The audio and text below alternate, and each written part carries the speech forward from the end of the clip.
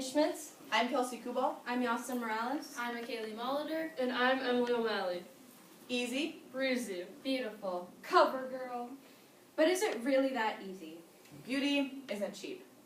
Nick Hollywell, a researcher for OnePoll, a market-led international researching company, found in 2017 that women spend almost $250,000 on their appearance over a lifetime, while men spend $175,000. That means every month an average person spends approximately $278.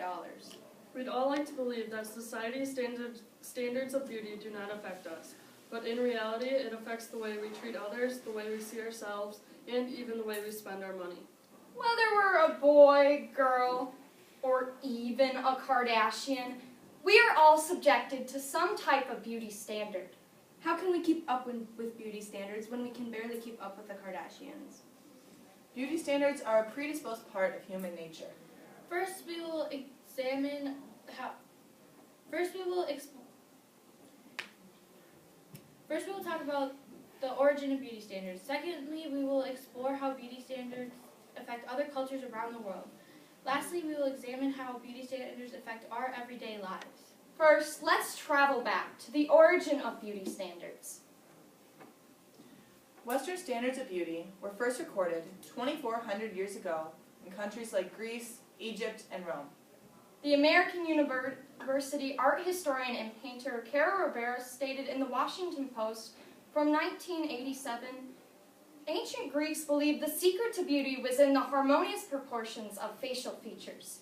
A perfect face was split into 3 sections, from hairline to eyes, eyes to upper lip, and upper lip to chin.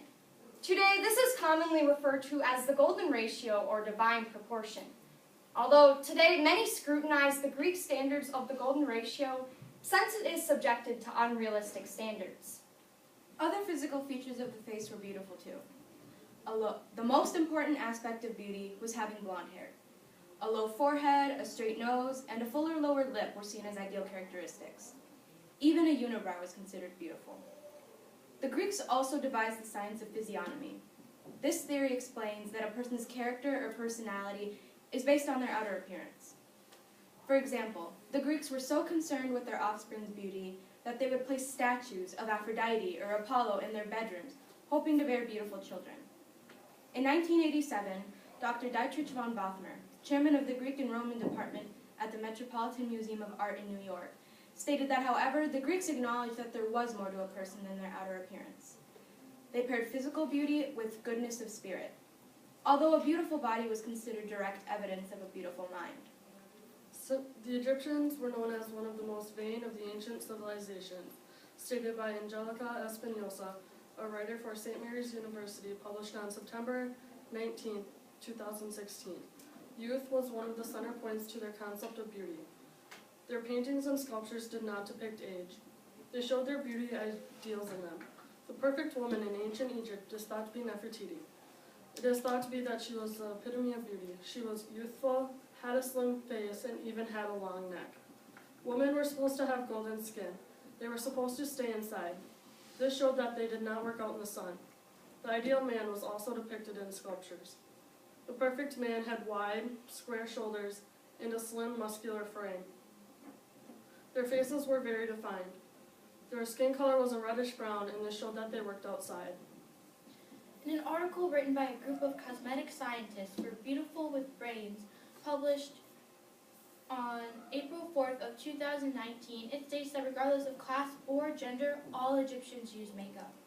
Alfred Lucas, a British chemist who studied ancient archaeological sites, in his book published to the Courier Corporation in 1999, states that there were 3 different types of cosmetic products used. The first was eye paint. They used malachite, a green ore from copper, and galenia, a dark gray ore from lead. They also used burnt frankincense and almond shells to create kohl, which is similar to today's eyeliner. Second, they used face paint. Their most common type of face paint was red ochre. That is a red dye that they used with fats to color their cheeks. Lastly, they used perfumes. Their perfumes ranged from bark, wood, to even fruits. but usually they were made from flowers. Egyptians also got henna tattoos. Henna is a natural dye that comes from Lawsonia inertis shrub. They would use it to temporarily dye their hair, skin, even their lips. But makeup wasn't just for fun. It was a necessity. They would use it to protect from the sun, even insect bites. Kohl, when mixed with moisture from the eyes, had antibacterial properties, and they would even use fats and oils for ointments. Cosmetics were also a part of their religion. After they died, they were painted green for rebirth. And they often were buried with makeup. The article Cosmetics in Roman Empire, published through the History of Cosmetic Network in 2019, states, while history will forever remember that Egypt was the first civilization to use cosmetic products as an important aspect of their lives, it was actually the Romans who embraced it. In the height of the Roman Empire, most women wore cosmetics. Cosmetic use in the Roman Empire covered all parts of the body with beautiful products and properties.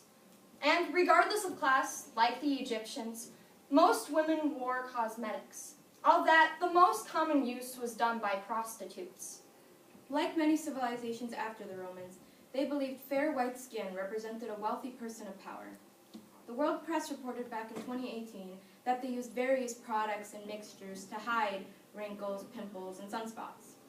The most popular product was a white lead-based powder for lightening complexion. This product was dangerous because it contained lead. Although they knew it was dangerous, they continued to use it, stating, "White skin is more important." They also used this product to appear healthier. And as history has shown, pale skin was the norm for the next few centuries, as demonstrated by Queen Elizabeth I. Similar to the Egyptians, they would paint their eyes in many colors to produce longer eyelashes.